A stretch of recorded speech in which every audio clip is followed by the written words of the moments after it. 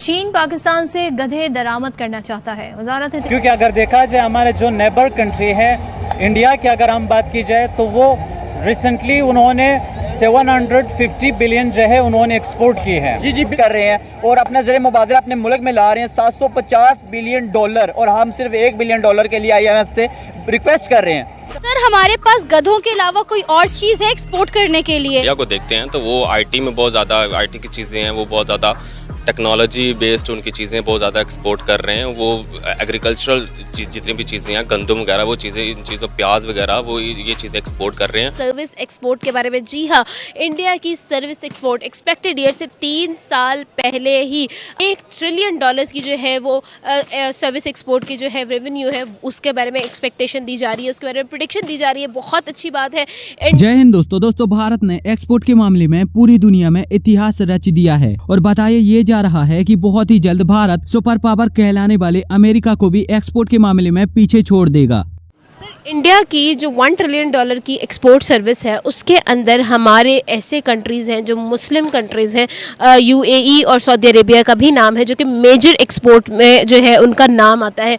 आपको क्या लगता है कितने अच्छे रिलेशनशिप जो हैं वो उन्होंने मुस्लिम कंट्रीज़ के साथ भी बनाए? जी, अगर बिज़नेस के पॉइंट ऑफ व्यू से देखें तो उन्होंने हर कंट्री के साथ बहुत अच्छे बनाए हुए हैं। कुछ हर कंट्री को भी इंडिया बहुत बड़ी मार्केट नज़र आता है। पाकिस्तान की निस्बत वहाँ पे फिर आपकी पॉलिटिकल स्टेबिलिटी भी बहुत ज़्यादा है, तो ऑब्वियसली हर बंदा ये है कि हम लोग एक्सपोर्ट में कितना का आगे हैं। इस करंट सिचुएशन की बात की जाए, पाकिस्तान क्या एक्सपोर्ट कर रहा है? एक्सपोर्ट तो हमारा बिल्कुल ही निल है, क्योंकि अगर देखा जाए हमारे जो नेबर कंट्री है इंडिया की अगर हम बात की जाए तो वो रिसेंटली उन्होंने 750 बिलियन जो है उन्होंने एक्सपोर्ट की है। जी बिल्कुल, 750 बिलियन डॉलर की एक्सपोर्ट की है। तो सर मैं आपसे ये बात करना चाहूँगा कि हम लोग IMF से कर्जा लेने के लिए $1 बिलियन के लिए उनसे रिक्वेस्ट कर रहे हैं। तो सर मैं आपसे ये जानना चाहूँगा कि क्या हम लोग अपनी एक्सपोर्ट की तरफ क्यों नहीं तवज्जो देते? जैसे अगर हम अपने हमसाया मुल्क इंडिया की बात करें, वो लोग एक्सपोर्ट कर रहे हैं और अपना ज़र मुबादला अपने मुल्क में ला रहे हैं $750 बिलियन, और हम सिर्फ $1 बिलियन के लिए IMF से रिक्वेस्ट कर रहे हैं। हाल ही में आए भारत सरकार के एक डेटा के अनुसार यह पता चला कि भारत ने साल 2022-23 में $750 बिलियन के एक्सपोर्ट किए हैं, जो कि भारत के इतिहास में एक बहुत ही बड़ा नंबर है। अब दरअसल भारत का टारगेट $2 ट्रिलियन के एक्सपोर्ट करने का है, जिसमें भारत $1 ट्रिलियन के बहुत ही ज्यादा पास पहुंच चुका है और बताइए ये जा रहा है कि बहुत ही जल्द भारत $1 ट्रिलियन के आंकड़े को पार कर जाएगा। फिलहाल भारत एक्सपोर्ट के मामले में पूरी दुनिया में टॉप 10 में भी नहीं आता और WTO यानी कि वर्ल्ड ट्रेड ऑर्गेनाइजेशन के अनुसार भारत की जो रैंकिंग है वो 14वें से 15वें स्थान पर है। साल 2021-22 में जो भारत का एक्सपोर्ट था वो $500 बिलियन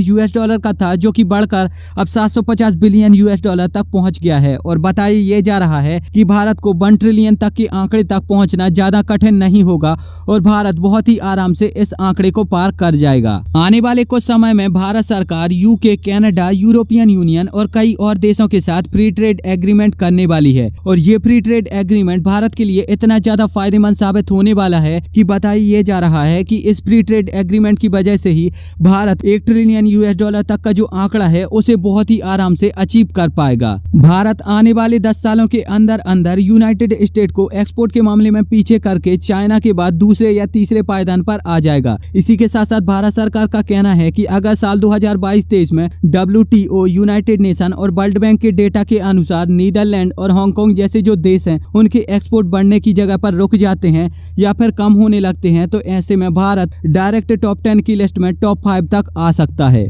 अब अगर अभी तक आपने इस चैनल को सब्सक्राइब नहीं किया तो प्लीज इस चैनल को सब्सक्राइब करके बेल आइकन जरूर दबाएं। साथ ही साथ आप हमें इंस्टाग्राम पर भी फॉलो करें, इसकी लिंक आपको डिस्क्रिप्शन में मिल जाएगी। तो अब अगर आप यहाँ पर ये सोच रहे हो कि आखिरकार भारत की जो एक्सपोर्ट हैं वो इतना ज्यादा ऊपर कैसे पहुंच गए, तो इसका सबसे बड़ा कारण है कि जो बड़ी बड़ी कंपनियां हैं वो भारत में ही अपने मोबाइल और अपनी गाड़ियां वगैरह असेंबल कर रही हैं और बहुत सारी कंपनियां मैन्युफैक्चर भी कर रही हैं और इसी सब सामान को कंपनियां भारत में सस्ते दामों पर असेंबल और मैन्युफैक्चर मैन्युफैक्चर करवा के कई यूरोपियन, अफ्रीकन और एशियन कंट्रियों में एक्सपोर्ट कर रही हैं और इसी की वजह से जो भारत का एक्सपोर्ट है वो बहुत ही तेजी से बढ़ रहा है। और इसका सबसे बड़ा फायदा हमें भारतीय करेंसी पर देखने को मिल रहा है। भारतीय करेंसी बहुत ही तेजी से मजबूत हो रही है। पिछले कुछ समय में कई वेस्टर्न कंट्रियों ने और कई वेस्टर्न रिपोर्टों ने ये बताया था कि जो भारतीय करेंसी है वो बहुत ही तेजी से गिरेगी और गिर गिर कर ये 100 रुपए तक पहुंच जाएगी, जबकि अब ऐसा नहीं हो रहा। अब बताया ये जा रहा है कि भारतीय करेंसी बहुत ही तेजी से मजबूत हो रही है और अब ये 80 रुपए के भी नीचे पहुंच सकती है। हर चीज़ में जो है ना कंपैरिजन नेबर्स के साथ करते हैं, तो वो अगर 750 बिलियन डॉलर की एक्सपोर्ट कर रहे हैं तो हम 1 बिलियन डॉलर लेने के लिए जो है आईएमएफ के तरले कर रहे हैं, तो उनकी पॉलिसी और हमारी पॉलिसी में क्या फ़र्क है? वो 750 बिलियन डॉलर कैसे एक्सपोर्ट कर गए? देखें, इसमें तो कुछ शक वाली बात है ही नहीं, कोई दो राय है ही नहीं कि जब खान साहब के पास गवर्नमेंट थी, 3.5 साल गवर्नमेंट रही है, तो 31-32 अरब डॉलर पे जो है इनकी एक्सपोर्ट बढ़ चुकी थी, क्योंकि मैं भी इसका मेंबर रहा हूँ। 32 अरब? जी हाँ।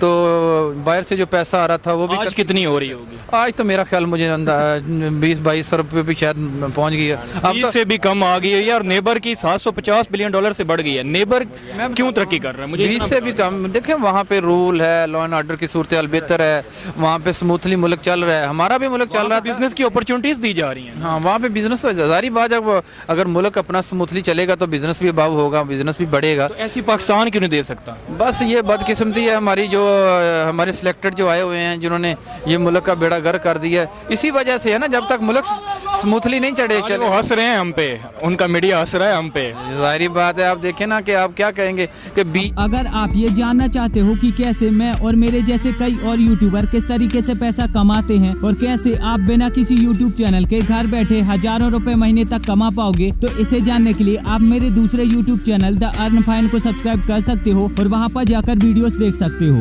यहाँ पर मैं आपको वो सारी चीजें बताता हूँ जिसका उपयोग करके आप हर दिन 1000 रुपए से लेकर 2000 रुपए तक कमा सकते हो। और मैं यहाँ से तब से पैसा कमा रहा हूँ जबकि मेरे पास कोई यूट्यूब चैनल नहीं था और मेरा कोई भी अर्निंग का स्रोत नहीं था। चाहूंगी और बहुत सीरियसली मैं चाहती हूँ कि पाकिस्तान के लोग जो देख रहे हैं या जो हमारे पॉलिसी मेकर्स हैं उन तक ये वीडियो जाए कि हम थोड़ा सा सर ये सीखना चाह रहे हैं। तो आपकी इकोनॉमी जो है जिस तरह से ग्रोथ करी है, भारत ने नंबर 5 के ऊपर है आप लोग, तो वहां तक का सफर जो है वो कौन सी चीजें ऐसे आपने की जिससे आप वहां तक पहुंचे? और दूसरा भी एक्सपोर्ट भी आपकी जो है मेरे ख्याल है 750 बिलियन जो है वहां तक पहुंच गई है। तो थोड़ा सा सर, क्योंकि मुझे लगता है कि हमें बगैर किसी अपने नखरे दिखाए या बगैर ये बताए कि हम बहुत बड़ी चीज है, हमें भारत से कुछ ना कुछ सीखना चाहिए, खास तौर पे इकोनॉमी जिसमें इस वक्त हम फंसे हुए हैं। तो सर आप क्या कहेंगे कि किस तरह से वहां तक का सफर हुआ आप लोगों का? देखिए आरजू जी, ये जो सफ़र हुआ ये बड़ा लंबा सफ़र है। ये करीब आप पिछले 20-30 साल की मेहनत है और ख़ासकर लास्ट 9 सालों में मोदी जी के नेतृत्व के अंदर बहुत बड़ी चेंज है। ये एक ट्रांसफॉर्मेशनल चेंज है। अगर आप जीडीपी देखें करीब डबल हो गया, आप फॉरेन एक्सचेंज रिजर्व्स देखें, आप मिलिट्री का इंडिजिनाइजेशन देखें, आप स्पेस को देखें, रिटेल को देखें, फाइनेंस को देखें, हर सेक्टर डबल हुआ है। मतलब फिनोमिनल ग्रोथ की। इंफ्रास्ट्रक्चर पे बहुत पैसा लगाया गया, ease of doing business, highways बनाए गए, डैम्स बनाए गए। हमारे यहाँ कभी भी at any given point of time 8000 developmental project चलते हैं, 8000, और अगर वो कोई कंप्लीट हो जाते और बनाए जाते हैं। अगर आप देखें इंडिया ने कितना इंफ्रास्ट्रक्चर ऐड किया, कितनी इंडस्ट्री ऐड की। अब सबसे ज्यादा पेटेंट अभी जो फाइल हो रहे हैं वो भी इंडिया से हो रहे हैं। अभी इंडिया का 5G रोल आउट जो है वो अगर आप अमेरिकन कंपनीज की सीईओ की बात से, it is much faster happening than the even the American 5G roll out. 6G में हमने 600 से ज्यादा पेटेंट्स ले लिए। तो मतलब 6G की भी हम पूरी तैयारी कर रहे हैं। और अभी जो आपने बड़ा अच्छा विषय छेड़ा है, अभी पीयूष गोयल जी का, मतलब आपकी नजर बड़ी दूर तक रहती है। पीयूष गोयल साहब का भी 1 घंटे पहले एक ट्वीट आया कि उन्होंने बोला था, हमारे कॉमर्स मिनिस्टर है, बड़े सीनियर लीडर है, उन्होंने बोला था कि भाई ये मैंने नेशनल टीवी पे बोल चुका था, this year our exports will cost $750 billion, $750 billion हम क्रॉस करेंगे। हमारा फाइनेंशियल ईयर खत्म होता मार्च 31 को। अभी 1-2 दिन बचे हैं साल खत्म होने में, पर आज 1 घंटे पहले गोयल साहब का ट्वीट आया कि वी हैव क्रॉस कर चुके। ये क्रॉस करते हम टॉप 5 एक्सपोर्टिंग इकोनॉमीज में आएंगे। और आरजू जी, कहानी यहाँ नहीं है, कहानी और आगे है।